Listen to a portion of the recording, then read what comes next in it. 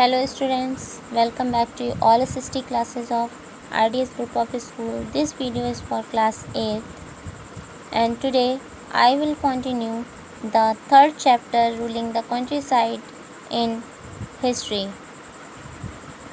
I hope everybody has understood previous topics and today's topic is the need to improve agriculture. So, if the economy was in ruins, could the company be certain of its revenue income? यदि company की economy जो है वो पूरी तरीके से नष्ट हो रही थी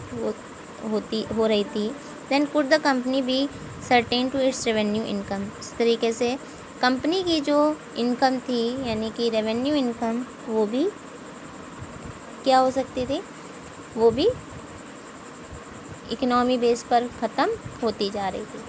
most company officials began to feel that investment in land had to be encouraged. Mostly company officials जो थी उनकी शुरुआत वो क्या फील कर रहे थे कि जो इसमें स्टेट इन्वेस्टमेंट है लैंड में had to be encouraged and agriculture had to be improve. Agriculture को इम्प्रूव किया कर सकते थे इनकरेज करके लोगों को। How was this to be done, लेकिन ये कैसे डन होना था, लेकिन ये कैसे किया जाता था। After 2 decades of debate on the question, after 2 decades ये क्वेश्चन था, एक वाद विवाद का ये क्वेश्चन बना हुआ था। The company finally introduce the permanent settlement, company ने फाइनली इंट्रोड्यूस कराया परमानेंट सेटलमेंट से कब, इन 1793 में। By the terms of the settlement के according the rajas and taluqdars were recognized as zamindars. Rajas और तालुकदार्स जो थे उन्हें ज़मींदार से रिकॉग्नाइज कराया गया था। They were asked to collect rent from the peasants and pay revenue to the company, और उनसे पूछा जाता था कि ये जो रेवेन्यू कलेक्ट होता था पीजेंट्स और कंपनी पीजेंट्स से रेंट कलेक्ट करते थे और पे रेवेन्यू टू द कंपनी, और इसे कंपनी को पे करते थे। The amount to be paid was fix permanently, जो अमाउंट था ये पूरी तरीके से परमानेंटली फिक्स कर दिया गया था। That is what not to be increase ever in future, जो कि फ्यूचर में इसे इंक्रीज नहीं किया जा सकता था। It was felt the this would ensure a regular flow of revenue into the zamindars to invest in improving the land, since the revenue demand of the state could not be increased, लेकिन जो state revenue की demand थी वो बढ़ नहीं रही थी। The ज़मींदार would benefit from increase production from the land, तो ज़मींदार को ये बेनिफिट ये हुआ कि जो भी प्रोडक्शन है लैंड का वो इंक्रीज़ किया जा सकेगा। द प्रॉब्लम, अब प्रॉब्लम क्या थी, प्रॉब्लम मेन थी the permanent settlement how ever created problems, permanent settlement mainly problems create कर रहा था। Company officials soon discovered that the zamindars were in fact not investing in the improvement of land. Company officials जो थे वो जल्द ही zamindars discover कर रहे थे कि ज़मींदार्स जो थे वो इम्प्रूवमेंट लैंड के लिए इन्वेस्ट नहीं कर रहे थे। The revenue that had been fixed was so high, जो रेवेन्यू था वो पूरी तरीके से फिक्स था, बहुत हाई था, इसलिए जो कि that the zamindars found in difficult to pay, तो ज़मींदार्स को ये पे करने के लिए बहुत ही डिफ़िकल्टीज़ हो रही थी। Anyone who failed to pay the revenue lost his ज़मींदारी, और मोस्टली लोग कोई भी इस ज़मींदारी को छोड़ देता था क्योंकि उन्हें रेवेन्यू पे करना पड़ता था। Numerous zamindars were sold off at auctions organise by the company, numerous zamindar जो थे वो क्या कर रहे थे, वो कंपनी को ये सारी चीज़ें सेल करते ऑर्गेनाइज करा रहे थे कंपनी को। By the first decade of the 19th century the situation change, first decade of the 19th century में ये सिचुएशन जो थी वो चेंज हो गई थी। The prices in the market rows the end cultivation slowly expanded, prices जो थी मार्केट थी कि कल्टिवेशन के लिए वो धीरे धीरे बढ़ती जा रही थी, एक्सपेंड घटती जा रही थी। This mean an increase the income of the ज़मींदार, इसका मतलब जो ज़मींदार की इनकम थी वो भी बढ़ने लगी थी। But no gain for the company since it could not be increase the revenue demand that had been fix permanently, लेकिन जो रेवेन्यू डिमांड थी वो पूरी तरीके से फिक्स थी कंपनी की। Even then the zamindar did not have at an interest in improving the land, even zamindar जो क्या थे वो इसमें अपनी लैंड को इम्प्रूव करने में कोई भी इंटरेस्ट नहीं ले रहे थे। Some had lost their lands in the earlier years of the settlement, बहुत से ऐसे थे जो अर्लियर ईयर्स में सेटलमेंट को पूरी तरीके से लॉस्ट कर दे रहे थे, छोड़ दे रहे थे। Others now saw the possibility of earning without the trouble and risk of the investment, और जो अदर्स थे बिना किसी ट्रबल के वो risk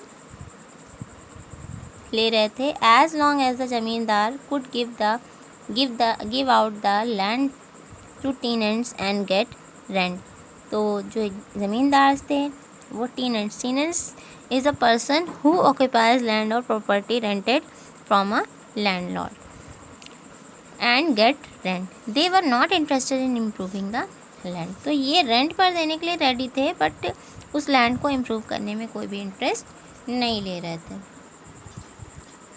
On the other hand, in the villages, the cultivator found the system extremely oppressive. The rent he paid to the zamindar was high and his right on the land was insecure. और on the other hand वे में अगर हम देखें तो villages जो थे, the cultivator found the system, cultivators इस system को फाउंड कर रहे थे और इसके लिए बहुत ही ज़्यादा ऑपरेसिव हो रहे थे। The rent he paid to the zamindar, rent paid कर रहे थे ज़मींदार को बहुत ही हाई वेजेस में, and high right on the land was insecure, लेकिन जो उनकी लैंड थी वो इनसिक्योर थी। To pay the rent he had to often take a loan, उन्हें रेंट को पे करने के लिए लोन लेना पड़ रहा था फ्रॉम द मनी लैंडर से उन्हें लोन लेना पड़ रहा था। And when he failed to pay the rent of he was evicted from the land he had cultivated from generations.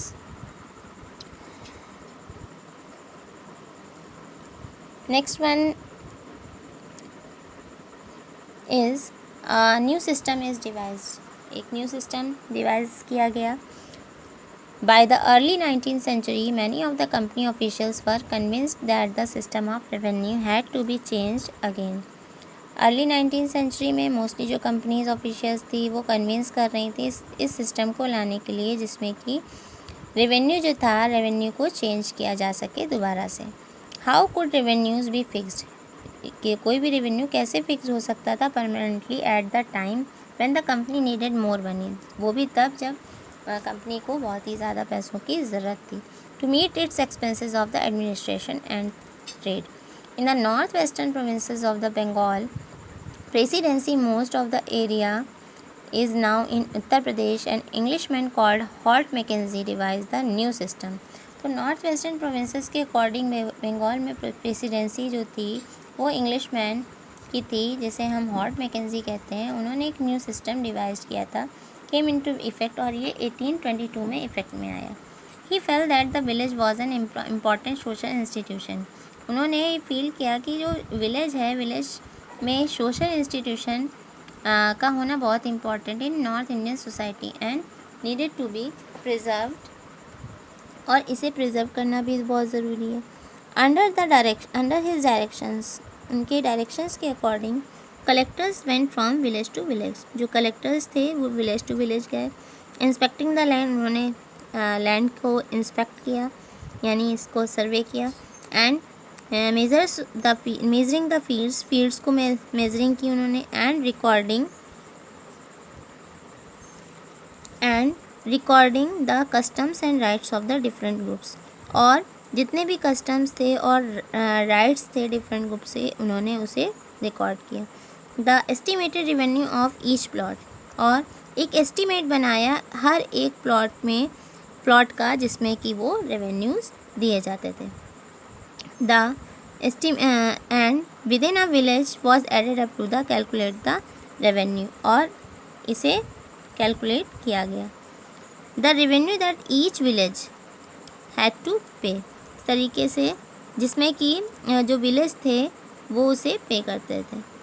This demand was to be revised, तो ये जो demand थी ये फिर से रिवाइज हुई, पीरियडिकली रिवाइज हुई, नॉट परमानेंटली फिक्स, लेकिन जो था सिस्टम ये परमानेंटली फिक्स्ड नहीं था। The charge of collecting the revenue and paying it into the company, और चार्ज जो था रेवेन्यू कलेक्ट करने का वो कर रहे थे एंड कंपनी को वो पे कर रहे थे टू द विलेज हेडमैन। कौन पे कर रहा था? विलेज हेडमैन दे रहा था, रेदर देन द ज़मींदार, और ज़मींदार दे रहे थे। This system came to be known as the Mahalwari system, इसे जो इस सिस्टम को महलवारी सिस्टम का महलवारी सेटलमेंट का नाम दिया गया। So I think everybody has understood this topic. Now thank you and have a nice day.